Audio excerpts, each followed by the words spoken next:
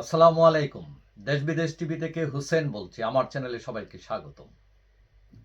আজ বুধবার সন্ধ্যা ৭টার দিকে কক্সবাজার থেকে যখন চট্টগ্রামের দিকে আসছিলেন বৈষম্য বিরোধী ছাত্র আন্দোলনের দুই নেতা সার্জিস আলম এবং হাসনাত আবদুল্লাহ, তাদের দুজনকে ট্রাক চাপা দিয়ে হত্যার চেষ্টা করা হয়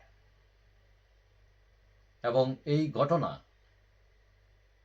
বাংলাদেশের রাজনীতিতে খুবই আলোচনায় এসেছে এবং যে ট্রাক দিয়ে তাদেরকে হত্যার চেষ্টা করা হয় সেই ট্রাককে ধরা হয়েছে এবং বৈষম্য বিরোধী ছাত্র আন্দোলনের নেতা আব্দুল হান্নান মাসুদ ফেসবুক স্ট্যাটাস দিয়ে এই সংবাদকে নিশ্চিত করেছেন। তিনি বলছেন যে ইসকন জঙ্গি এবং ভারতের যে গোয়েন্দা সংস্থা আছে তাদের তত্ত্বাবধানে এই হামলা হতে পারে। ঘটনা হচ্ছে যে আইনজীবী সাইফুলকে হত্যা করা হয় এবং তার দাফন কাফন শেষে তার কবর জিয়ারত করে তারা ফিরছিলেন এবং এই আঘাতে গাড়ি ক্ষতিগ্রস্ত হয়, সার্জিস আলম এবং হাসনাতের গাড়ি।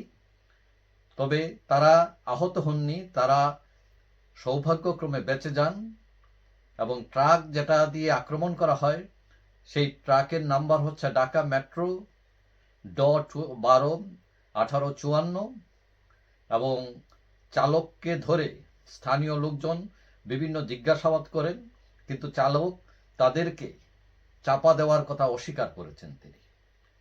এবং প্রাথমিক তদন্তে যেটা জানা যায়, চালক যেটা বলছেন যে ময়মনসিংহ থেকে মালামাল খালাস করার জন্য তিনি কক্সবাজারে এসছেন, কিন্তু প্রাথমিক তদন্তে দেখা যায় মালামাল খালাসের কোনো তথ্য পাওয়া যায়নি।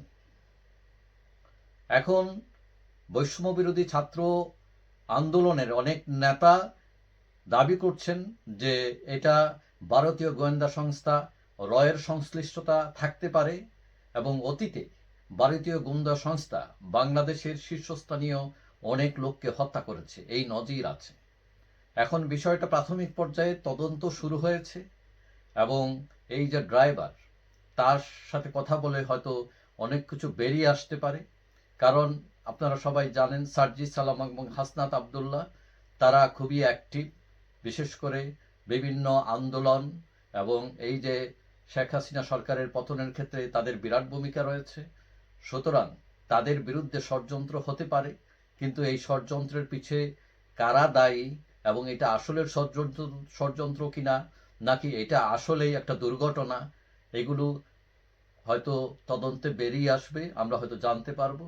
যাই হোক, আশা করি সবাই সচেতন থাকবেন এবং কেউ যাতে আমাদের ওপর আঘাত না হানতে পারে, রাষ্ট্র যাতে সেফ থাকতে পারে, মানুষ নির্ভয়ে থাকতে পারে, সেই দিন প্রতিষ্ঠিত হোক। যাই হোক, সবাই ভালো থাকবেন। আশা করি দেখা হবে অন্য কোনো ভিডিওতে ইনশাল্লাহ। আল্লাহ হাফিজ।